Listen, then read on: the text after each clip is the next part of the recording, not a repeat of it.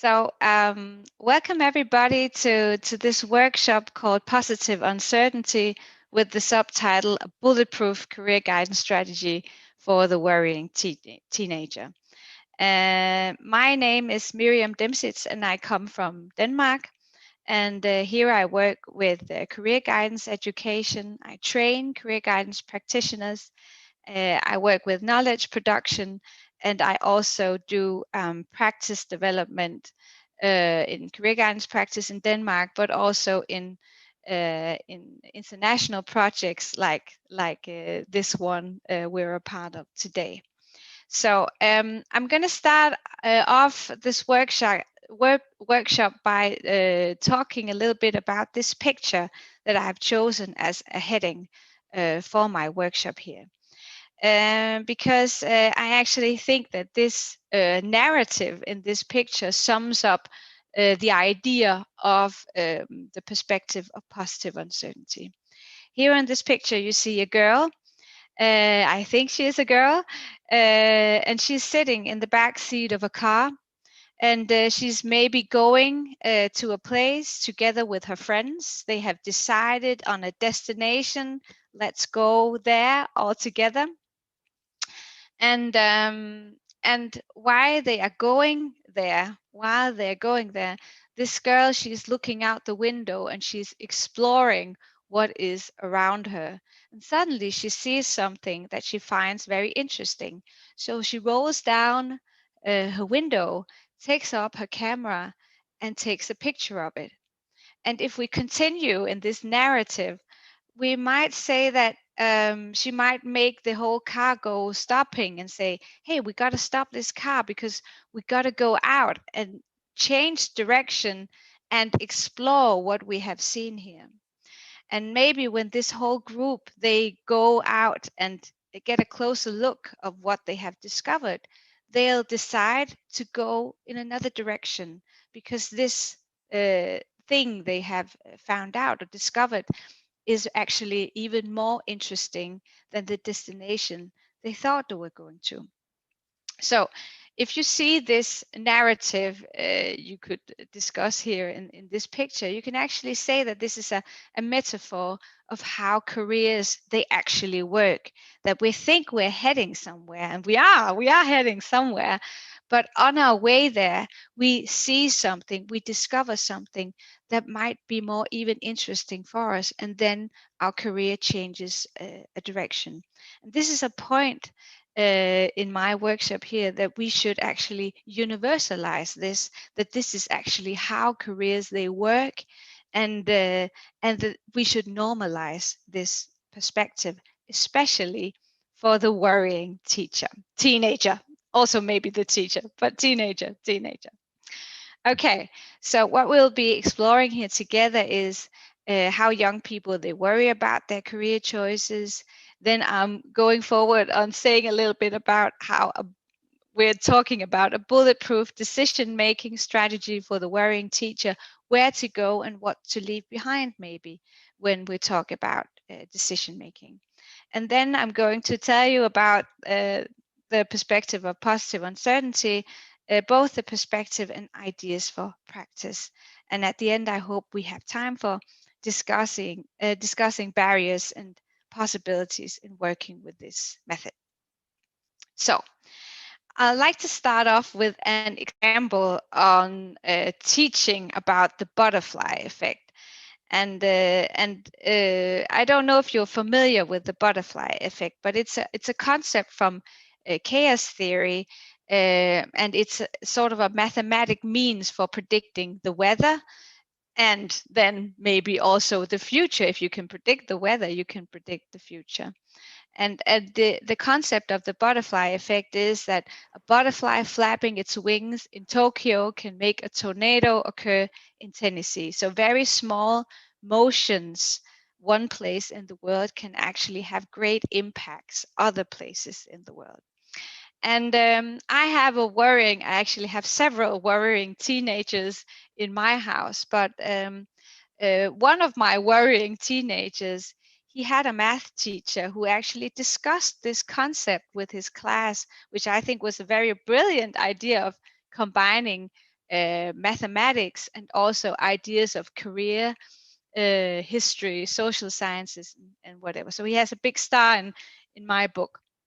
And they were discussing this subject in class, and the students, they were very preoccupied with this concept of the butterfly effect, that one small movement can have a great impact. But maybe it was not the effect that the teacher wanted to achieve that actually happened. Because what my son said to me when he got home was, "Mom, can't you see every little thing I do, it has an impact on my future, and this is freaking me out." So he was very frustrated, and this got me thinking on how do we best introduce these ideas of unpredictability, uncertainty to our worrying teenagers. And I made a little sketch drawing on what are the results of, for instance, introducing this theory of the butterfly effect. What are the negative effects of introducing a theory about uncertainty, about unpredictability, and so forth? First of all, you will have the anxiety when you experience that, oh my God, every little single thing I do can have major impacts. Well, that, can paralyze me. I won't do anything then, because I'll be afraid that anything I will do will have this major impact. And the other thing is here that you won't be doing anything then until you have started to plan A, plan B, plan C. You have to be very thorough in your planning, figuring out, calculating what will be the consequences of. And of course, this is impossible. This will lead to endless rumination on which plans to choose, which decisions to make, because of course you can't calculate on your future.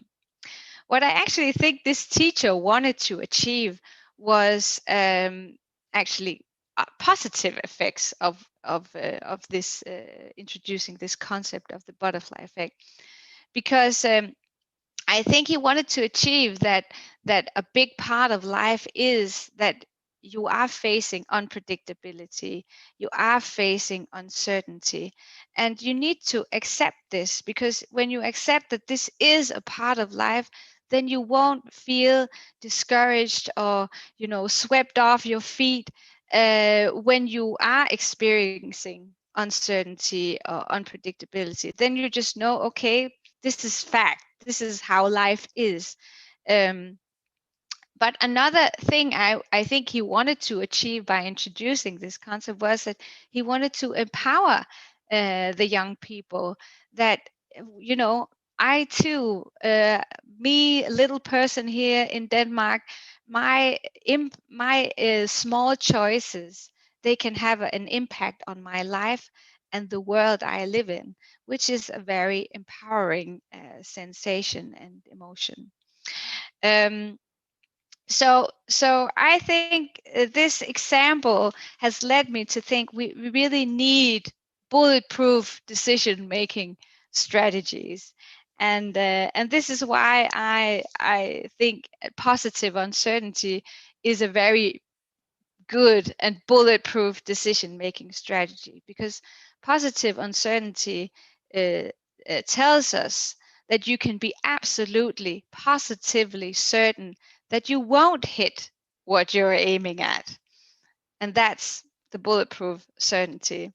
So that was the meaning of my subtitle, that you can be absolutely positively certain that you won't hit what you're aiming at. I'm going to tell you a little bit about how we think we are making decisions and how we in fact are making decisions. And here I draw upon the research of sociologist James G. March. And I've brought some pictures as well for you to see how we think we are making decisions, and also value as the best way. Um, we think that when we are making decisions, we analyze, we plan out, we're systematic, and we set goals that matches our preferences, and we value which ways are the best to go, and then we narrow it down, and then we say, okay, I choose this path. But research show, according to James G. March, how we in fact make decisions. And I found this picture to illuminate it the best. And here we see a blindfolded girl hitting a piñata. And I think it's actually a very good picture of how we in fact are making decisions, because we are blindfolded. We can't see the future. It doesn't exist yet. Of course, we can't see it. And what we are trying to hit, what we're trying to aim at, is moving. The piñata is moving. So what do? We pull out a stick, and then we try to, hit whatever. We try to hit the moving target. We experiment, and we have fun with it. I think she looks like she has a little smile on her face, and we feel adventurous, hopefully. And these, however, ways of making decisions are actually valued as the worst way of making decisions, even though they are the most common. We'll get back to that in a minute. Let me see somebody's. Oh, I just wanted to look at the chat if there was a question. Okay. Will you send us a link later to see? Yes, I'm sure we'll take care of that. Okay. So the challenges of making career decisions in a societal context when all components are in motion, there's really much to worry about as a teenager. And I'm not going to get into all of these bullets, but I'm just going to mention we're in the midst of a great sustainability crisis, the pandemic. No need to say more about that. The labor market is changing in its, in our ways of working, our ways of being employed in terms of gig economy, but also in content in terms of digitalization. Jobs are disappearing, new ones are arising, which ones we don't know. And we are all the time in a political context where big changes, leadership changes has effect on us. And we still haven't seen the full consequences of Brexit or new presidency in the United States. And all of these things can impact the way we trade, the way we produce, and then again, the way we educate ourselves, and the ways we make career. Yeah. But on an individual level, we also have some challenges. We have a lot of challenges because a lot of things are moving all the time. Who am I now, and who will I be? These are the questions you worry about as a teenager. Every human being contains and exposes feelings, values, changing preferences.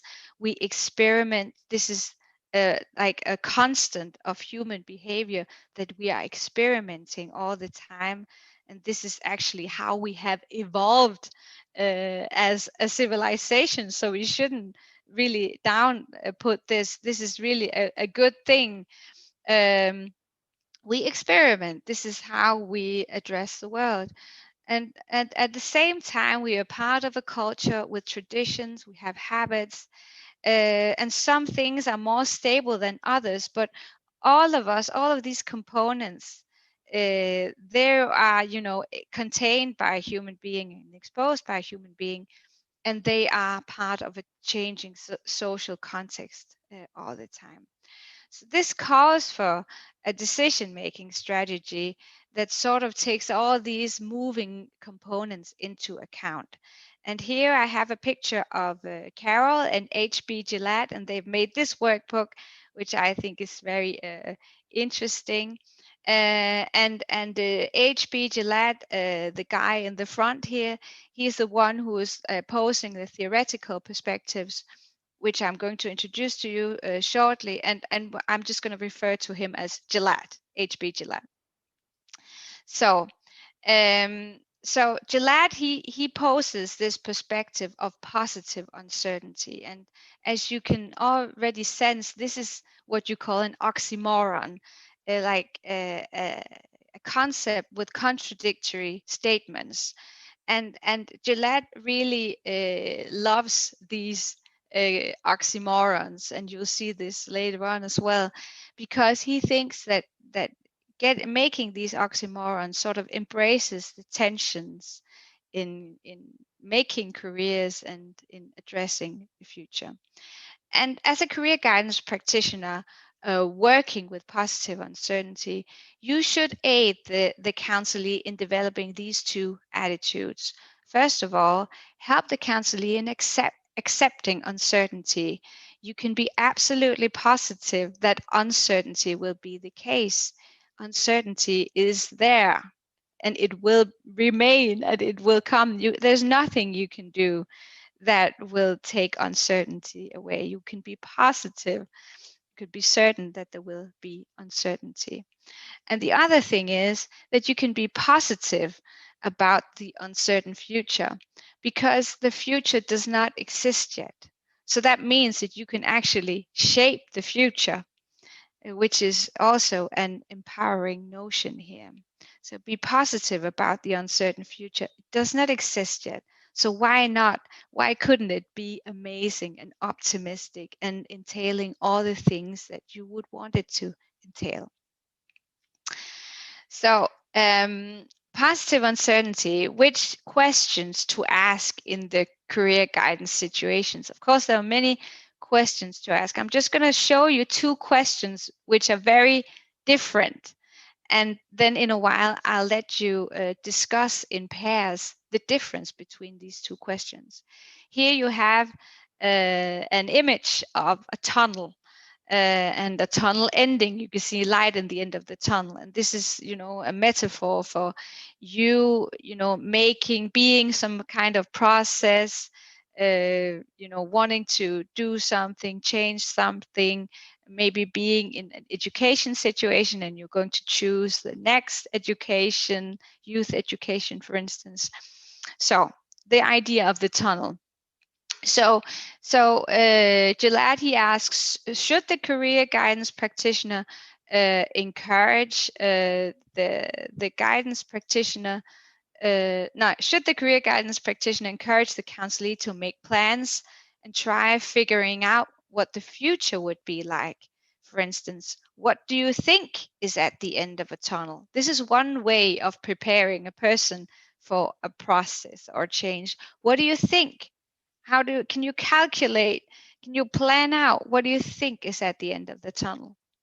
Oh, another question you could ask, and I think you know which ones Gillette would want us to ask, or should the career guidance practitioner encourage the counselee to use their feelings, experiences, sense of adventure, habits, traditional and cultural context as a basis for decision making? This shows another question.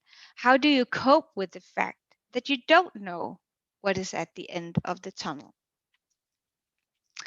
So what I'd like you to do now in pairs, I'll put you in breakout groups in a minute, but I would like you to discuss the difference between these two questions. Which effect and what kinds of repertoires do they tap into? And I would like to invite you to take a picture of the screen, perhaps using your digital device, and if you don't have a digital device, I'll try and broadcast this question in the breakout groups. But you have just a minute now, or maybe just 30 seconds to take a picture of this screen, and then you know what to do when I put you in groups. Okay, welcome back, everyone. This is what I've loved the most being a teacher in the COVID-19 pandemic, that you can just push a button and then people, they are back from group work. It's wonderful. I have to say. Okay, we'll save all your little your discussions or the things you have discussed for later, We'll wrap it up in the end, and I'll just continue a little bit sharing the perspective of Gillette. So I'll just share my screen again. That's what I wanted to say. Okay, so Gillette has a definition of decision making, and that is decision making is the process of arranging and rearranging information into a choice or action. And there are three parts to the definition. Information, of course, you need to know something. You need facts to make a decision. The other part, you need to work with your information in a systematic, creative, and subjective manner. And third part, you shouldn't make decisions before you've been through A and B. And your choice will always just be a first step in a particular direction. And think of your choice as just a step in a certain direction and not as a definite choice for life. So Gillette, he made some guidelines for us career guidance practitioners to follow. And he made an information guideline, a process guideline, a choice guideline. And these guidelines, they of course adapt to the steps of the definition. I'm just going to walk you through here. Information guideline. Treat your facts with imagination, but do not imagine your facts. And again, you can see this oxymoron way of putting a sentence together. So do not imagine your facts. You need to figure out what is up and down, and what do you know about the education system, what do you know about careers, and how can you find out. And when you get this information, you need to use your source criticism.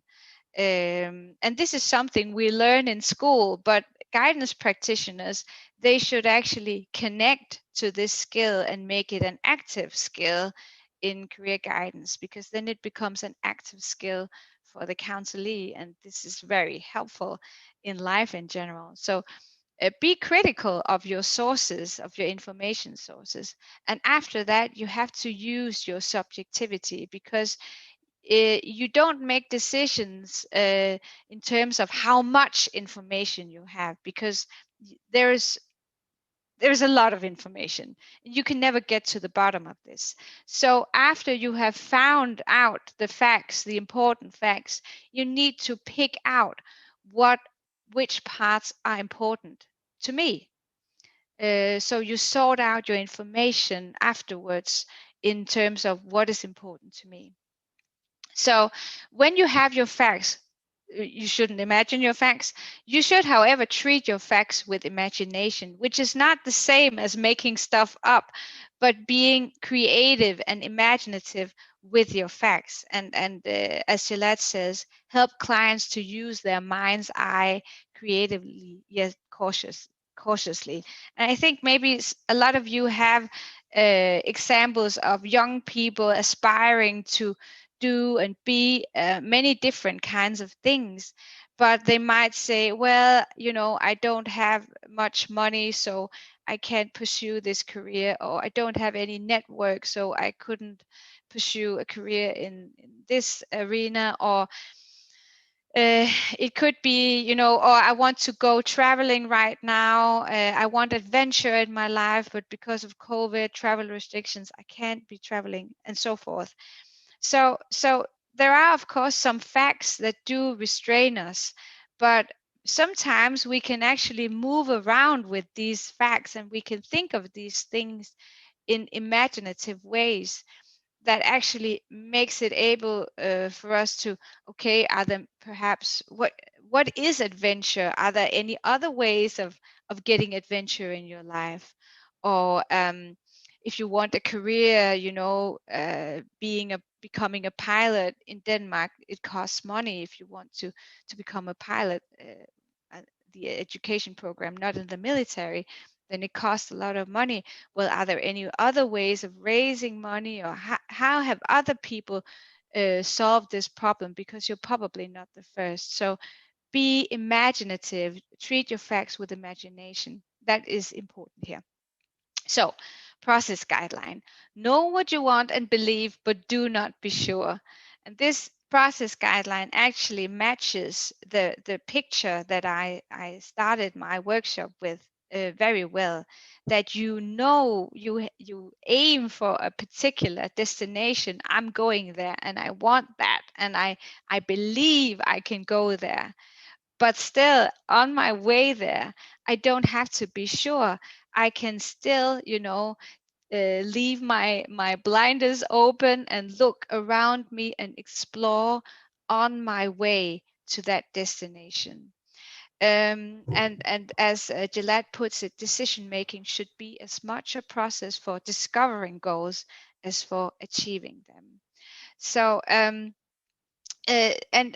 important part here is also the belief part, because some people, they have a very strong self-efficacy, like a very strong belief that when they set a goal, they can also achieve it.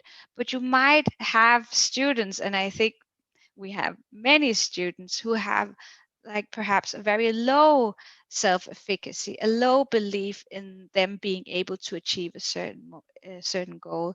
The point here is that we should support self-efficacy and develop self-efficacy, because that will be helpful for setting a goal, going in that direction, but still being open to other options on our way to that goal. So know what you want and believe, but do not be sure. The choice guideline, and this is actually my favorite: be rational unless there's a good reason not to be. And this is where Gillette, he wants to inspire us to think of our choices as holistic choices. Many young people, they want to perform well in many arenas. They want to do their schoolwork very good. They want to have many friends. They want to have a job after school. They want to be engaged in different organizations, and they also need a strong profile in social media, and they also want to eat healthy, and the list goes on the many arenas that people would want to perform well in. And of course, all of these choices are good rational choices. It's very rational. It's a good idea to be active, to do your schoolwork in a good way, to have a job. But if all performing well on all of these different arenas means that you become stressed, or you feel depressed, or you feel insufficient, then that's actually a very good reason not to be rational.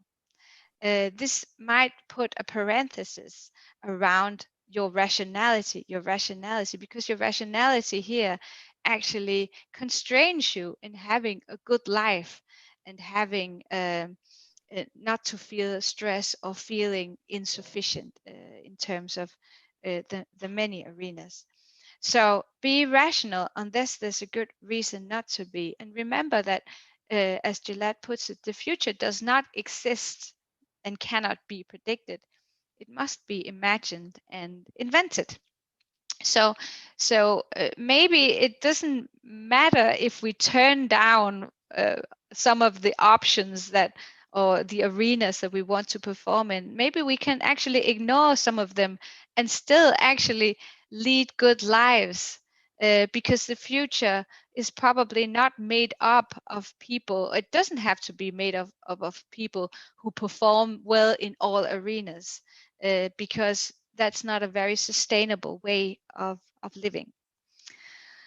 So here is the next exercise I've prepared for you. And here I have questions, interview questions that could actually be helpful in a career guidance situation when you're working with positive uncertainty. And I want you to interview each other with these questions. Have you ever wanted something, then found out you would rather have something else? Have you ever set yourself a goal, then discovered a more interesting goal to pursue? And what happened? And how can you communicate these points in career guidance practice? So again, take a picture of this slide and then using your device. I'm sure you have it right next to you. And then you are ready to be put in a breakout group just in a while. I just give you 30 seconds to take the picture. Okay, so uh,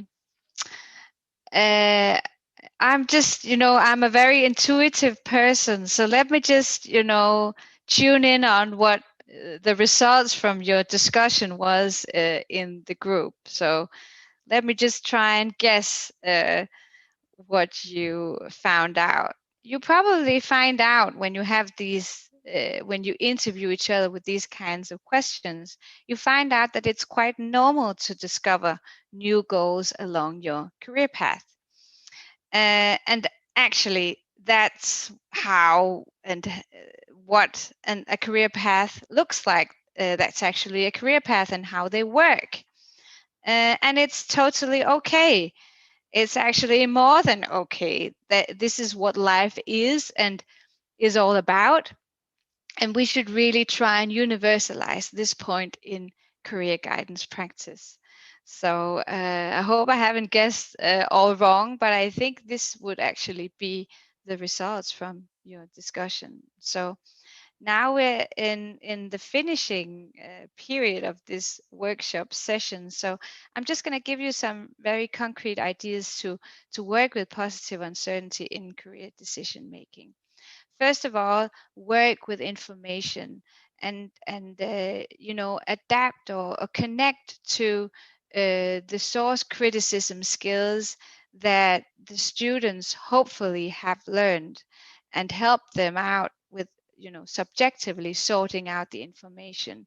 And I think this source criticism is one of the most important skills uh, that we should work with in career decision making, and actually in our education system as a whole.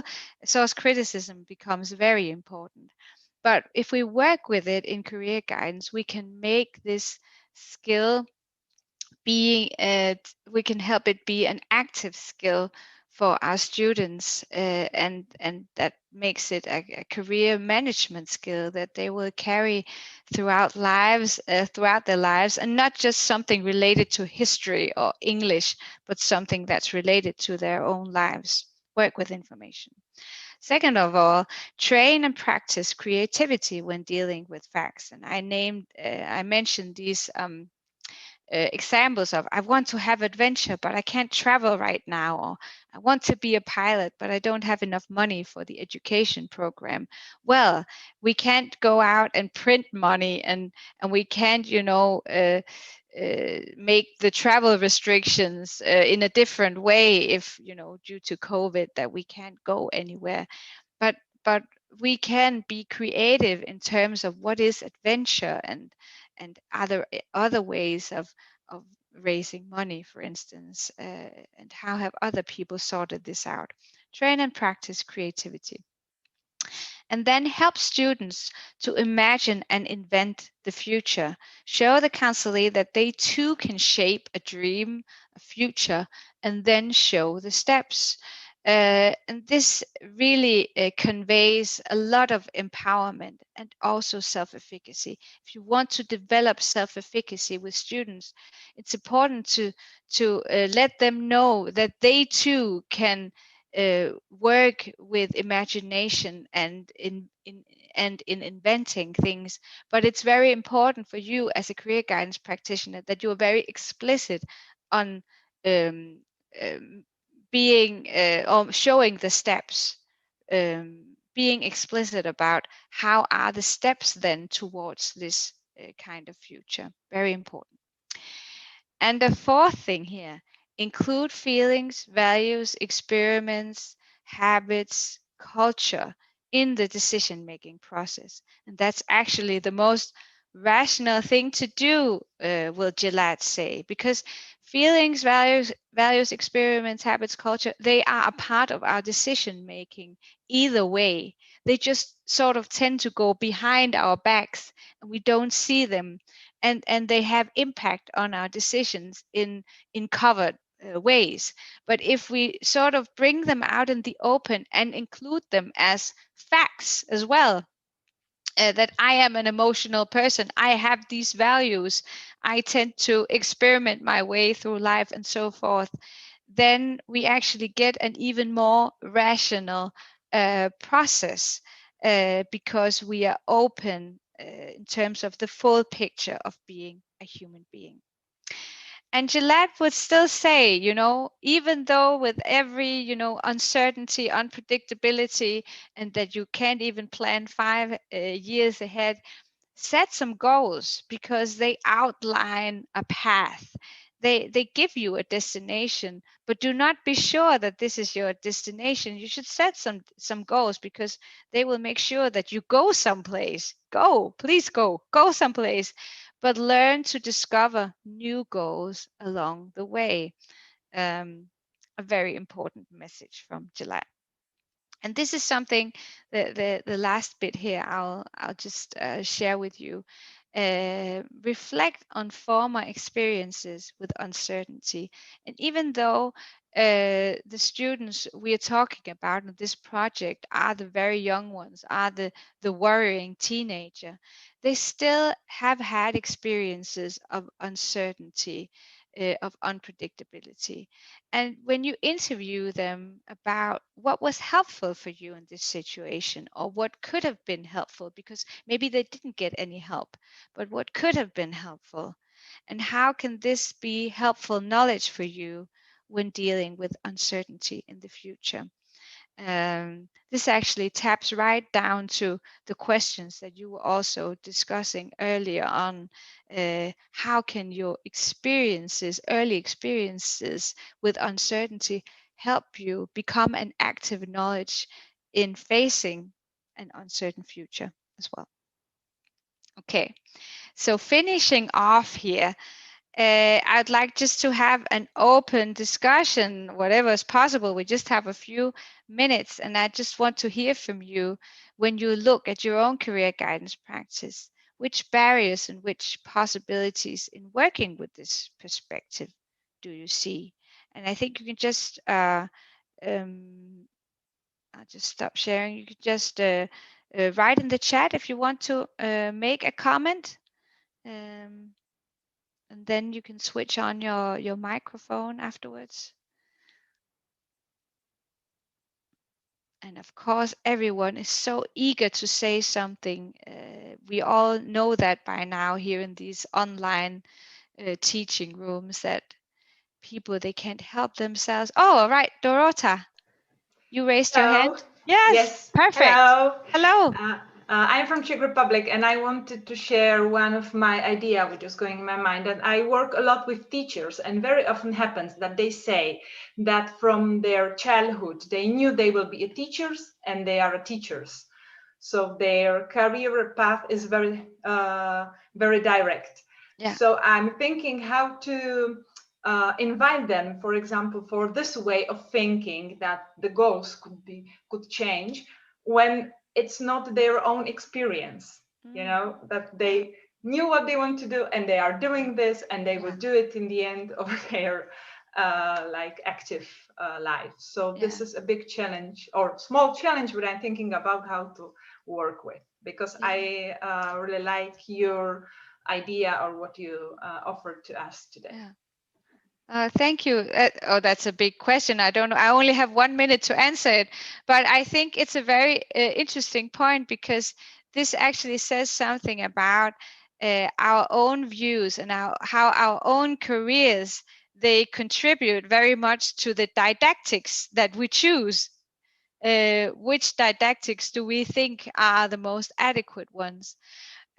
Just to be very quick, I'm sure that these teachers, they probably have some friends who have other career paths. And I think you should invite them then to look on their friends or other career paths in their networks, and and discuss them and talk about the quality of lives that they have had. And I'm pretty sure that they will see that it will open up to that.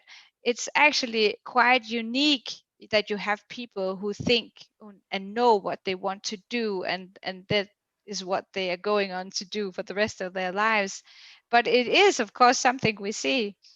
But then again, in career guidance practice, at least in Denmark, we see a lot of career guidance practitioners who used to be teachers, because being a teacher is not just one thing.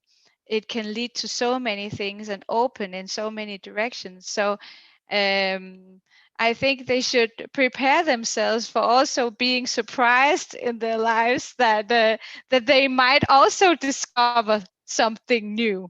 So yeah, that was my very brief question. Thank you so much. I maybe we just have time for one more question, or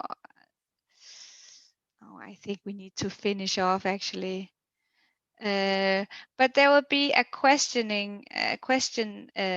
session at the end of our workshop. I'll just uh, end off with this last slide here, because I just want you to, I want to wish you the best of luck developing your practice. And you know, if you have questions, or you think of questions after today, you can always contact me and write me an email.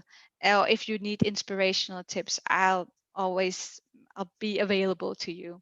So thank you so much for listening in on this workshop, and see you later in the online seminar. So the seminar continues in the main session, the room you just left. So just connect back to that link. There'll be a small break, but just connect back and then you can switch off. So thank you so much.